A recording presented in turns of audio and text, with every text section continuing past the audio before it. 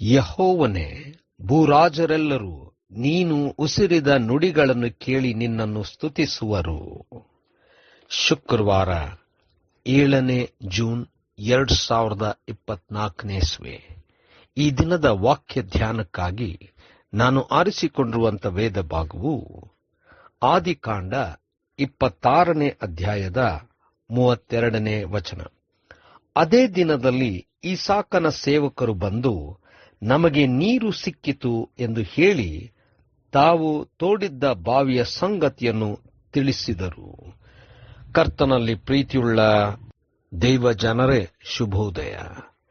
ದೇವರನ್ನು ಆತುಕೊಂಡು ಬರುವಂತ ಎಲ್ಲಾ ಸವಾಲುಗಳನ್ನು ಎದುರಿಸುತ್ತಾ ಮುಂದೆ ಸಾಗುವಂತವರಿಗೆ ದೇವರು ವಿಶೇಷವಾದಂಥ ಆಶೀರ್ವಾದಗಳನ್ನು ನೀಡುವಂತವನಾಗಿದ್ದಾನೆ.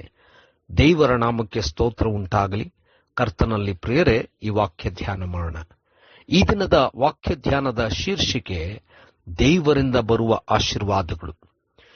ಕರ್ತನಲ್ಲಿ ಪ್ರಿಯರೇ, ಇಸಾಕನ ಜೀವನದಲ್ಲಿ ಗೆರಾರ್ ತಗ್ಗಿನ ಆ ಒಂದು ಸ್ಥಿತಿಗೆ ಹೋದಾಗ ಅಬಿಮೆಲೆಕನ ಆ ಒಂದು ಸ್ಥಳದಲ್ಲಿ ಇರುವಾಗ ದೇವರು ಇಸಾಕನನ್ನು 100ರಷ್ಟು ಆಶೀರ್ವಾದದಿಂದ ತುಂಬಿಸಿದನು.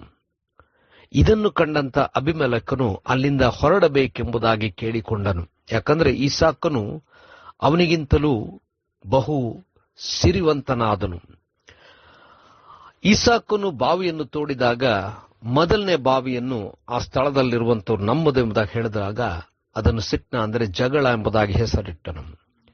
ಇನ್ನು ಮುಂದೆ ಹೋಗಿ ಅಲ್ಲಿ ಬಾವಿ ತೋಡಿದಾಗ ಅಲ್ಲೂ ಕೂಡ ಅವರು ಅದನ್ನು ತೆಗೆದುಕೊಳ್ಳಲಿಕ್ಕೆ ಬಂದಾಗ ಇಸಾಕ್ ಎಂಬುದಾಗಿ ಅದಕ್ಕೆ ಹೆಸರಿಟ್ಟನು. ಅಲ್ಲಿ ಮುಂದೆ ಹೋಗಿ ಇನ್ನೊಂದು ಸ್ಥಳದಲ್ಲಿ ಬಾವಿ ತೆಗೆದಾಗ ರೆಹಬೋತ್ ಎಂಬುದಾಗಿ, ಅಂದರೆ ದೇವರು ವಿಶಾಲವಾದ ಸ್ಥಳ ನಮಗೆ ಕೊಟ್ಟಿದ್ದಾನೆಂಬುದಾಗಿ ಹೇಳಿದನು. ಆ ಸಂದರ್ಭದಲ್ಲಿ ಬೆರ್ಷಿಬಕ್ಕೆ ಮುಂದೆ ಹೋದನು. ಆ ಸಮಯದಲ್ಲಿ ಅಬಿಮೆಲೆಕನು ತನ್ನ ಅಧಿಕಾರಿಗಳೊಂದಿಗೆ ಬಂದು ಇಸಾಕನೊಂದಿಗೆ ಒಪ್ಪಂದ ಮಾಡಿಕೊಳ್ಳಲಿಕ್ಕೆ ಪ್ರಯತ್ನ ಮಾಡಿದನು. ಅಂದರೆ ಇಸಾಕನು ಬಹಳಷ್ಟು ಸಿರಿವಂತನಾಗಿದ್ದರಿಂದ, ಬಲಿಷ್ಠನಾಗಿರೋದ್ರಿಂದ ದೇವರು ಇಸಾಕನೊಂದಿಗಿದ್ದಾನೆಂಬುದಾಗಿ ನೋಡಿ ಕಂಡುಕೊಂಡು ಇಸಾಕನವರಿಗೆ ಹಾನಿ ಮಾಡಬಾರದೆಂಬುದಾಗಿ ಒಂದು ಸಮಾಧಾನದ ಒಪ್ಪಂದವನ್ನು ಮಾಡಿಕೊಂಡರು.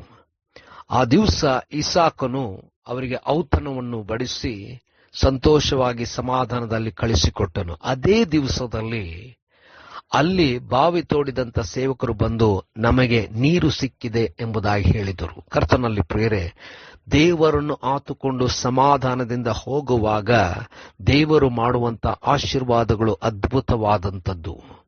ನಾವುಗಳು ಅನೇಕ ಸಂದರ್ಭದಲ್ಲಿ ಹೋರಾಟಗಳ ಮಧ್ಯದಲ್ಲಿರುವಾಗ ನಮಗೆ ವಿರುದ್ಧವಾಗಿರುವಂತವರು ಬಲಹೀನರಾದಾಗ ಅವರನ್ನು ತುಳಿಯುವುದಕ್ಕೆ ನಾವು ಪ್ರಯತ್ನ ಪಡುವುದು ಸಹಜವಾಗಿರುವಂಥದ್ದೇ. ಆದರೆ ಸಮಾಧಾನದಿಂದ ಹೋಗಿ ನಾವು ಮುಂದೆ ದೇವರನ್ನು ಆತುಕೊಂಡು ನಡೆಯುವಾಗ ದೇವರು ನಾವು ಹೋಗುವಂತ ಸ್ಥಳವನ್ನೆಲ್ಲ ಆಶೀರ್ವದಿಸಿ ನಮಗೆ ಬೇಕಾದದ್ದನ್ನು ಸಮೃದ್ಧಿಯಾಗಿ ಕೊಡುವಂತವನಾಗಿದ್ದಾನೆ. ಕರ್ತನೆ, ದಯಮಯ ಸ್ವಾಮಿ, ನೀನು ಕೊಡುವಂತ ಆಶೀರ್ವಾದಗಳಿಗಾಗಿ ಸ್ತೋತ್ರ ಹೇಳುತ್ತೇವೆ. ಬಲಪಡಿಸಿ ನಡೆಸು. ಯೇಸುವಿನ ನಾಮದಲ್ಲಿ ಪ್ರಾರ್ಥನೆ ಬೇಡಿದ್ದೇವೆ ತಂದೆಯೇ, ಆಮೆನ್.